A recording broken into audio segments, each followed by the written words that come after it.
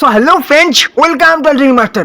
Post office GDS এর result তার আগে কিছু সতর্কতার কথা বলা হয়েছে, অর্থাৎ কিছু অজানা নিয়ম কানুনের কথা বলা হয়েছে, যেগুলি না জানলেই কিন্তু বিপদ।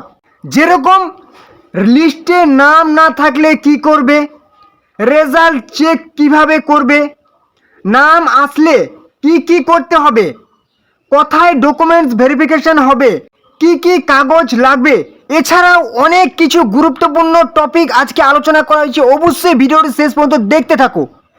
তো সবার আগে আমরা যদি 3 নম্বর পয়েন্টটা দেখে নিই, এখানে কি বলেছে, the final selection of the shortlisted applicants will be subject to physical verification of the original documents.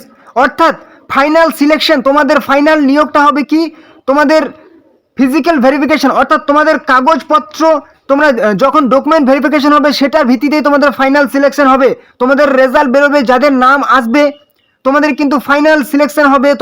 তোমাদের রেজাল্ট বেরোলে মানে ভাবছো না যে তোমাদের একদম নিয়োগটি সম্পন্ন হয়ে গেছে, না, তোমাদের ফাইনাল সিলেকশন হবে, তোমাদের ডকুমেন্ট ভেরিফিকেশন হবে। তারপর কি বলেছে, engaging by the engaging authority divisional head বা unit head of the division বা unit where the vacancy is notified. অর্থাৎ ডিভিশন হেড অর্থাৎ ইউনিট হেড থেকে তোমাদের যখন ডকুমেন্ট ভেরিফিকেশন হবে সেটাই কিন্তু final selection. The engaging authority will conduct the physical verification of documents for all the shortlisted GDS candidates. ঠিক আছে, এনগেজিং অথরিটি তোমাদের এই ফিজিক্যাল ভেরিফিকেশনটা কন্ডাক্ট করবে, যেখানে তোমাদের জিডিএসের যারা শর্টলিস্টেড অর্থাৎ বাছাই করা হবে রেজাল্টের জন্য। No if no discrepancy is found and the documents are found to match the originals, the verification will be deemed successful. যদি তোমাদের কোনো রকম অমিল না খুঁজে পাওয়া যায়, অর্থাৎ অনেকেই আছে যে রেজাল্ট কম নাম্বার আছে কিন্তু মার্কস ফর্ম ফিল আপ করেছে তখন অনেক নাম্বার বাড়িয়ে দিয়েছে, তো এরকম অমিল যদি না খুঁজে পাওয়া যায় তাহলে কিন্তু তোমাদের সাকসেসফুল হিসাবে ধরে নেওয়া হবে যে তোমাদের অরিজিনাল ডকুমেন্টসের সাথে মিলে যাচ্ছে। এবার কি বলেছে, a system generated offer of the professional engagement will be issued immediately. সঙ্গে সময় তোমাদের ঘোষণা করে দেওয়া হবে যে তোমাদের একটা প্রাথমিকভাবে তোমাদের নিয়োগ করা হলো। ঠিক আছে, কিন্তু কাজ শেষ নয়, এখনো কি বাকি আছে। আপন successful verification by the engaging authority, the candidate will be required to complete the pre-engagement formalities for joining within a period of 30 days from the date of offer of the provisional engagement. মানে যেদিন তোমাদের verification হবে সেদিন তোমরা verification যদি successful হয়ে যায়, হ্যাঁ সব কিছু কাগজপত্র ঠিক আছে, সেদিন তোমাদের কি অফার দেওয়া হবে, কি প্রফেশনাল এনগেজমেন্ট। ঠিক আছে, মানে প্রাথমিকভাবে তোমাদের কিন্তু নিয়োগ করা হলো। এবারে কি হয়েছে, এর 30 দিনের মধ্যে তোমাকে কি করতে হবে, তোমাকে প্রি এনগেজমেন্ট ফর্মালিটিস পূর্ণ করতে হবে। প্রাথমিক যে নিয়োগের সেই কিছু ফর্মালিটি পূর্ণ করতে হবে, যেরকম কি তোমাকে অবশ্যই 3 দিনের ট্রেনিংয়ের মধ্যে সেগুলো শেখানো হবে। তোমাদের কি প্রি এনগেজমেন্ট ফর্মালিটিস পূরণ করতে হবে, 3 দিনের মধ্যে কিন্তু শেখানো হবে, অর্থাৎ তোমাদের ট্রেনিং করা হবে।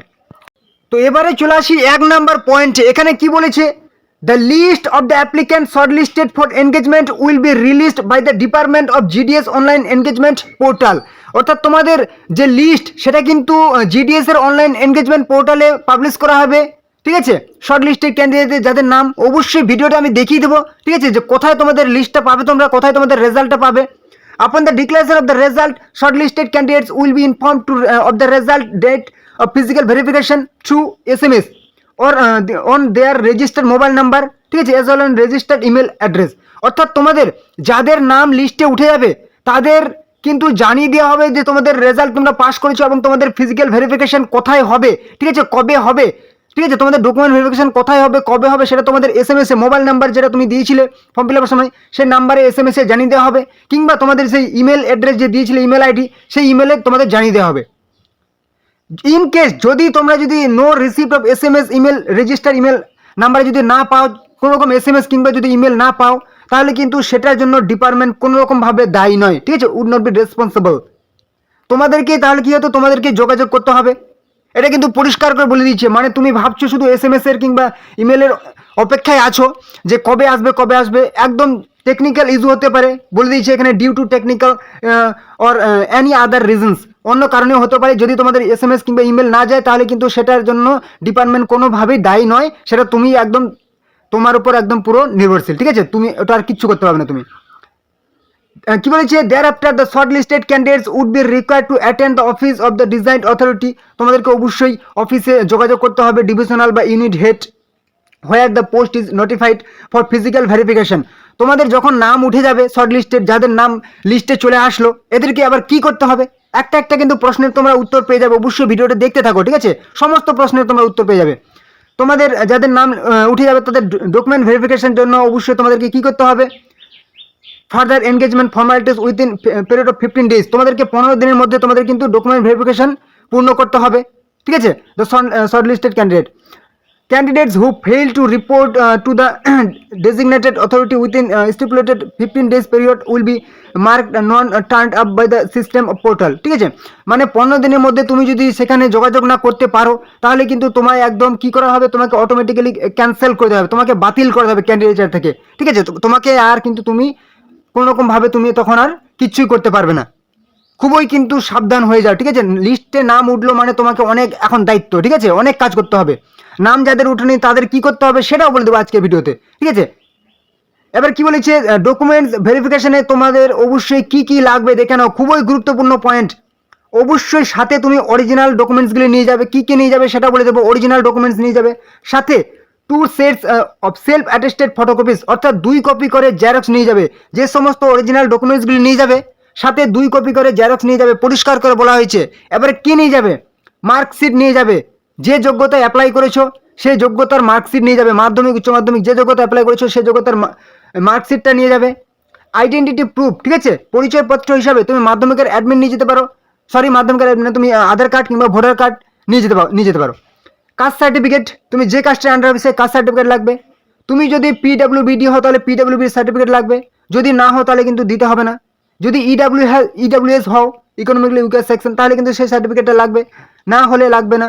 যদি তুমি ট্রান্সজেন্ডার হও তাহলে সেই সার্টিফিকেটটা লাগবে, না হলে লাগবে না। এবারে ডেট অফ বার্থ, কী বলছে, ডেট অফ বার্থ প্রুফ হিসাবে তুমি অবশ্যই জন্ম সার্টিফিকেট নিয়ে যাবে, কিংবা যদি না থাকে তাহলে কিন্তু মাধ্যমিকের অ্যাডমিট হলেই চলবে, ওকে? এবারে চলে আসি মেডিকেল সার্টিফিকেট। অবশ্যই তুমি যে ফিজিক্যালি ফিট আছো, ঠিক আছে, শারীরিকভাবে সুস্থ আছো, সেটার জন্য তোমাকে একটা মেডিকেল সার্টিফিকেট নিয়ে যেতে হবে। কোথায় পাবে সেটা? তুমি গভর্নমেন্ট হসপিটালে পাবে, সরকারি হাসপাতালে, গভর্নমেন্ট ডিসপেন্সারিতেও পাবে, ঠিক আছে? এছাড়াও গভর্নমেন্ট প্রাইমারি হেলথ সেন্টার, ঠিক আছে, যে সরকারি প্রাইমারি হেলথ সেন্টারগুলি হয় সেখানেও কিন্তু তুমি এটা পেয়ে যাবে। এবারে বলেছে তোমাকে অবশ্যই একটা কি বলেছে, লোকাল বা ট্রাইবাল যে স্থানীয় ভাষার সার্টিফিকেট লাগবে।